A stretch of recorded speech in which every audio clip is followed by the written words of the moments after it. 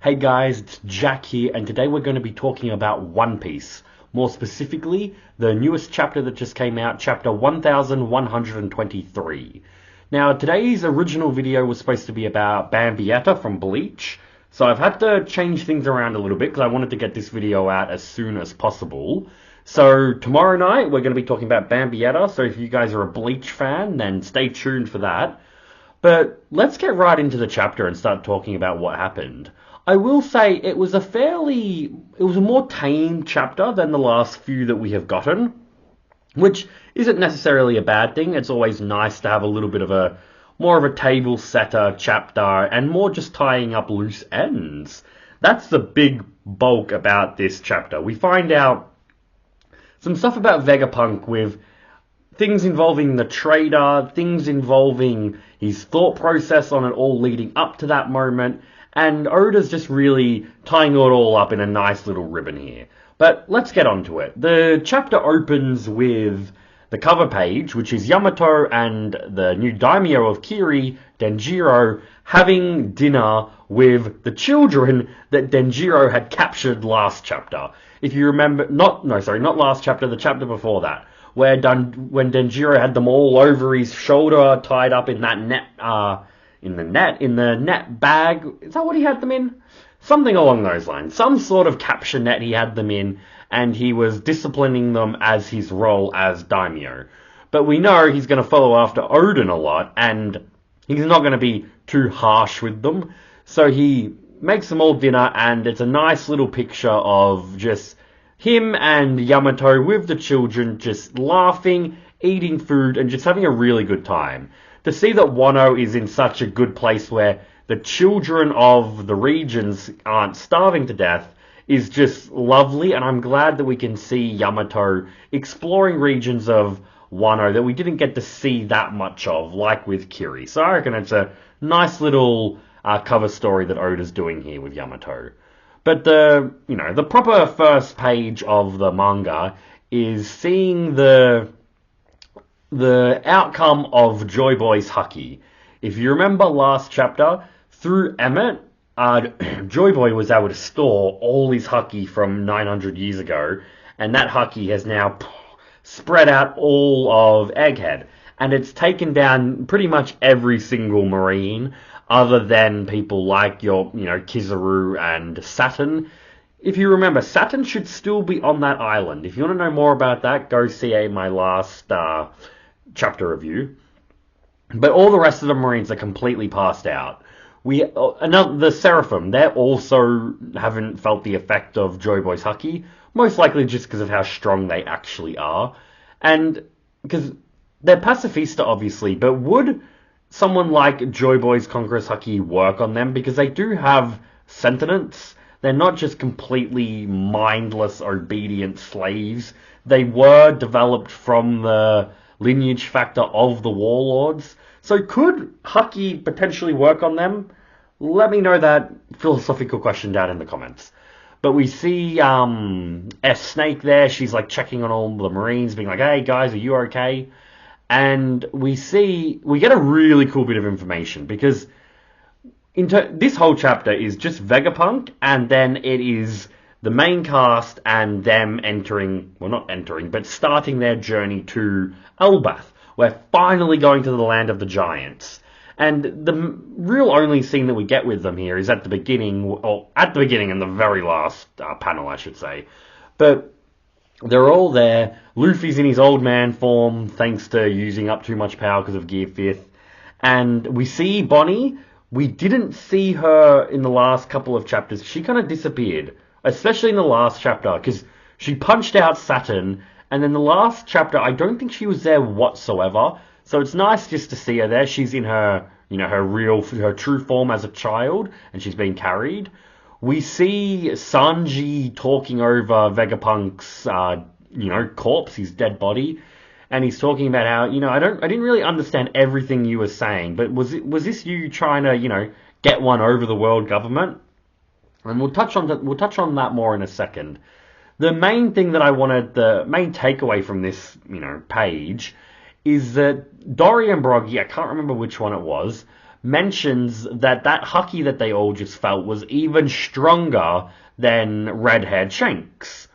Now, I don't think this is shocking. I don't think any of you are, like, listening to this being like, oh my god, Shanks' Haki is weaker than Joy Boy's? Like, Joy Boy's kind of the peak of the series. Other than potentially Eam, I don't really see anyone being as strong as that version of Joy Boy, probably up until Luffy takes that spot. So that's not too surprising, but I do like that we get clarification from Dory and Broggy that this Haki that we just got demonstrated is most likely the strongest Haki we have seen the entire series. I mentioned it in my last chapter review. I titled it something like, the strongest Haki, the Haki that echoes across time, something along those lines. So it's good that we can get, like, a narrative feedback of what the fan base is thinking on just how strong this feat of Conqueror's Haki was. And Dory and Broggy are our medium that Oda's using to tell us all of that. So I'm glad that that was included in there. But we had Sanji talking over Vegapunk's body, and we get a flashback from Vegapunk's point of view, the Stella's point of view, of 2 weeks ago. And essentially what we're learning here is that the Stella body, Vegapunk, Pythagoras, and Shaka, the three of them are looking over everything to do with the Mother Flame. All of the, the technical science aspects of, the Mother Flame's creation, its data output that it's doing. And they're noticing some inconsistencies from where it was a little while ago. And they end up finding out that someone has been tampering with it.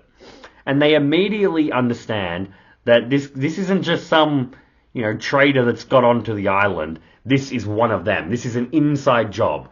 They speculate right away that it was one of the Vegapunks. And they mention that it can't be any of these three that are there because their alibis are airtight. So it must be one of the other four. Who do we have? We have Atlas, we have York, we have... Oh my god, I'm completely blanking on his name. Edison, and we have Lilith. They're the four that they could be. Obviously we know who they are, but they're still undecided. Other than the fact that they immediately jump to thinking that it was Lilith. Before the words even leave, I think it was Shaka's lips, Vegapunk and Pythagoras are just immediately like, oh, Lilith's a traitor! Oh my god! And they even name drop her again in a couple of panels as well, because in their mind, she's the immediate, like, most likely culprit that would have done something like that. Just because of her being interested in, like, weaponry and everything, it kind of makes sense to them. But they just sit on it for now. They don't inform the other satellites for obvious reasons, because then the one that did betray them would be onto them. And they kind of put their minds down. Jesus, Jack. They turn their, like, brains into essentially like an off mode.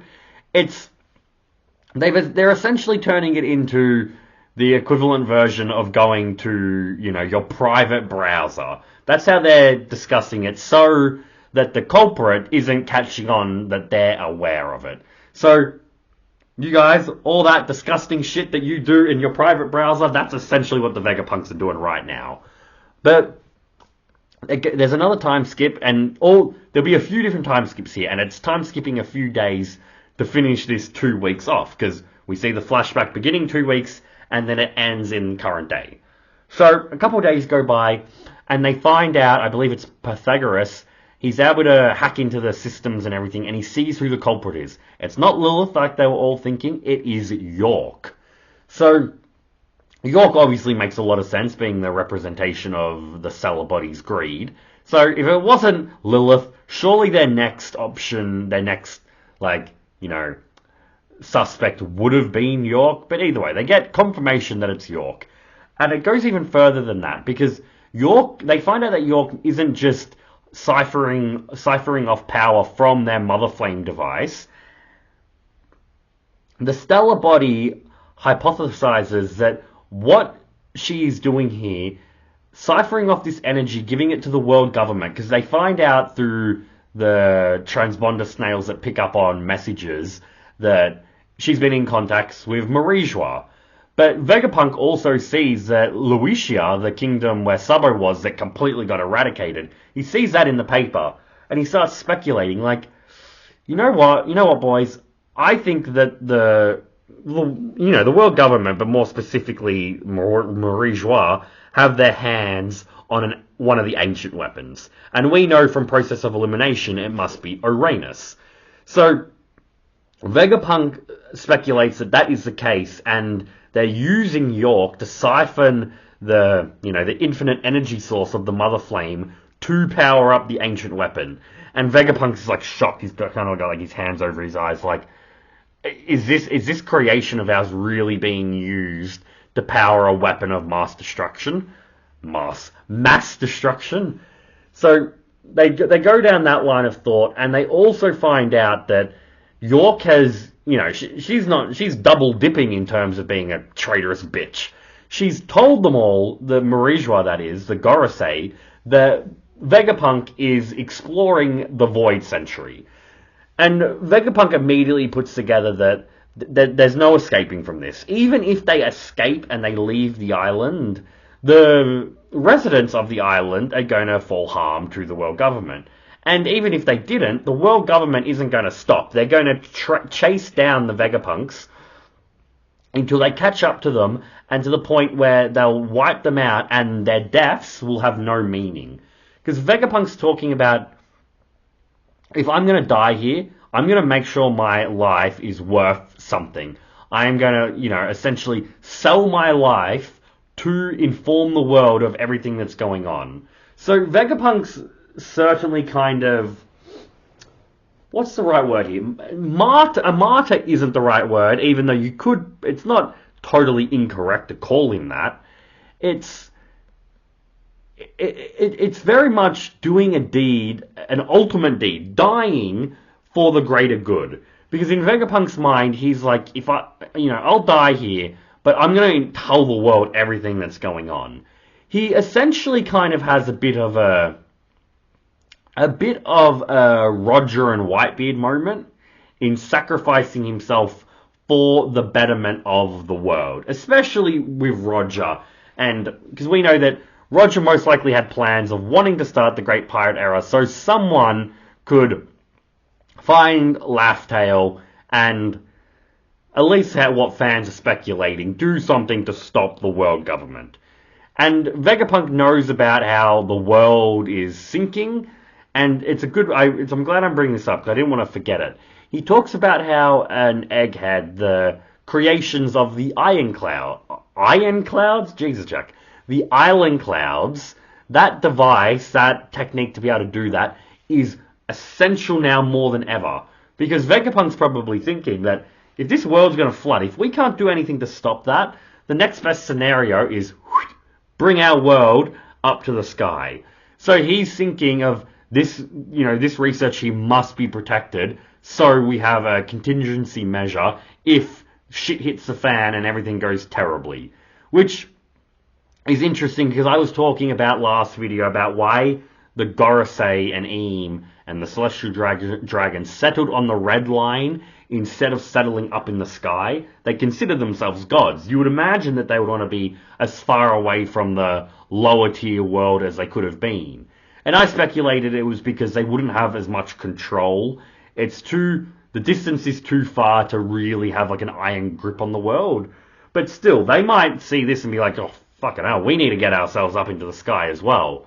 Imagine if that's what happened. The world actually does flood. They all go up into the sky, and that's when we finally get Enaru's or Enel's reintroduction into the story. They come out, and Enaru's coming down, and he's seeing all these new people here, and he's freaking shocked. He starts throwing lightning bolts at everyone.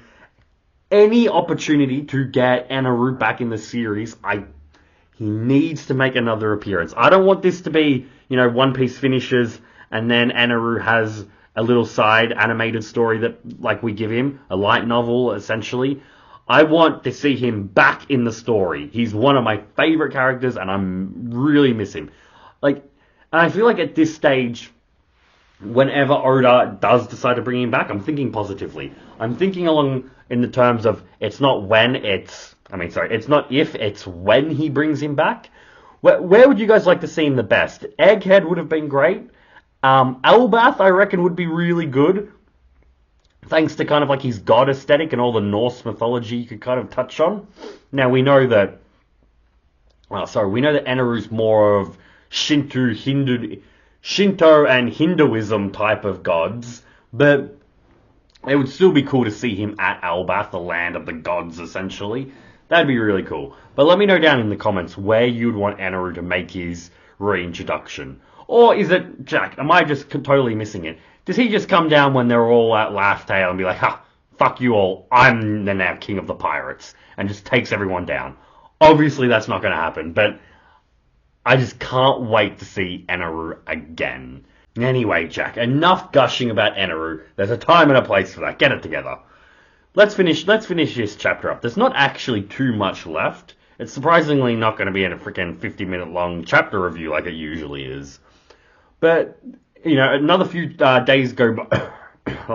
Another few days go by, and we see Vegapunk record and film his message that he has to the world. So Shaka and Pythagoras are filming it all, and Vegapunk's going over everything that we've already heard him say about, what's going on with the world government, all that jazz. But this is where Vegapunk, he didn't know this message was coming. When he was alive, when he died, he didn't know that he had this in store. Because what he decides to do is that he gets himself and the other two satellites that are with him, and they hook themselves up to this machine, and they erase their memories. Now, the reason they do this is because it's too much of a risk. Because Vegapunk has already come to terms with the fact that he doesn't get out of this alive. Regardless of what happens, the Gorosei know too much about what he's up to. They're not going to let him live. So in his mind, it's too dangerous for them not to erase their memories, because if they find out about this hidden message that he has for the world, and that gets destroyed, then his death is totally meaningless.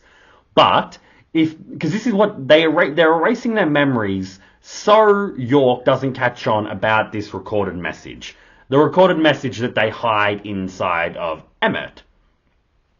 Because in Vegapunk's mind is, if he dies, that's fine. I can accept dying.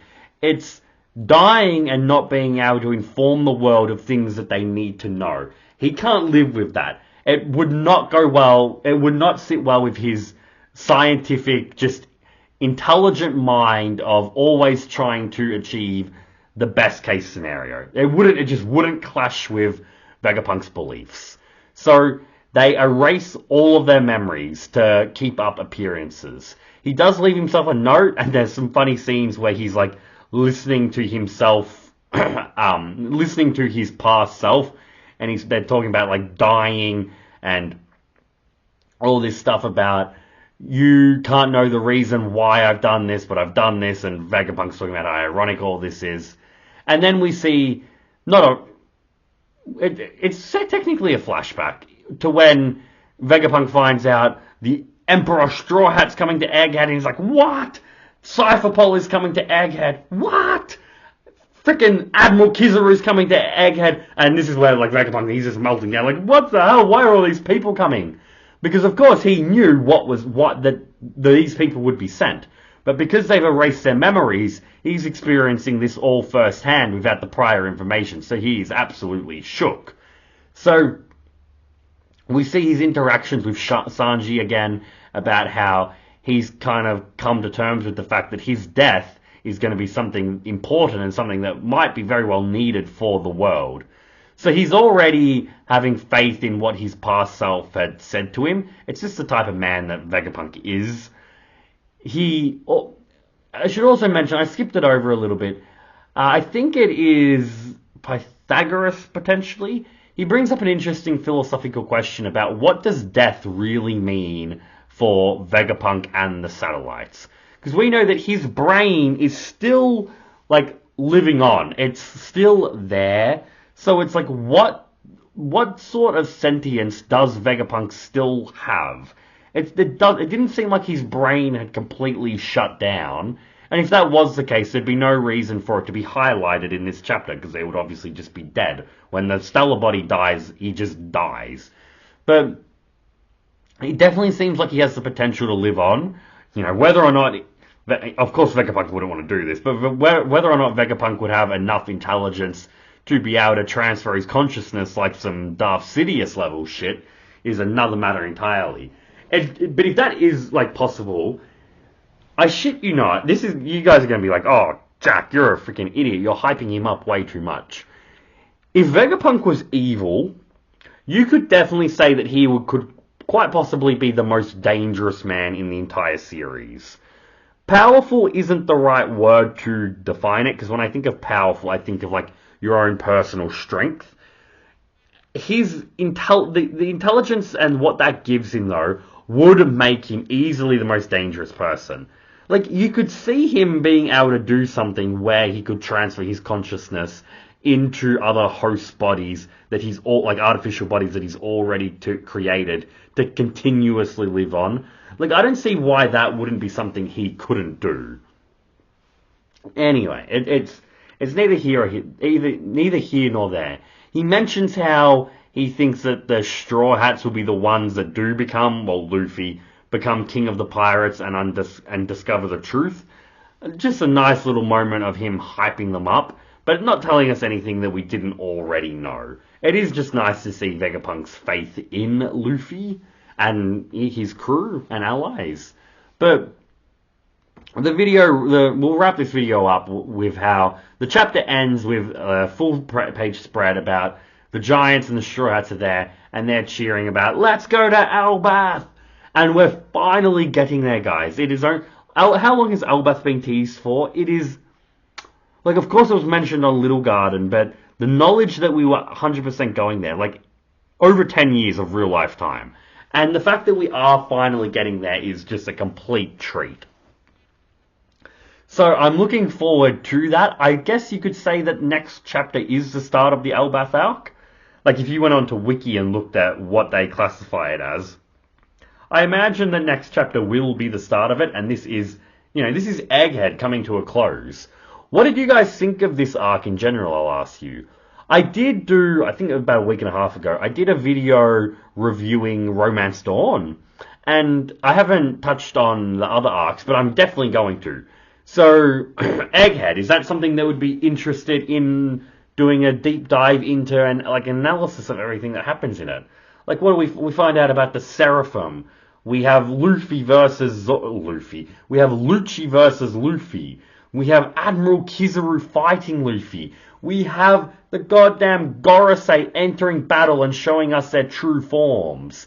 We have everything about Vegapunk and stuff we find out about him. The Iron Giant, quite possibly a member of Joy Boy's crew. Joy Boy's Hucky. Like, this is one of the most intense chapters ever in terms of just the sheer lore and information that we do get, which is very fitting oh, God.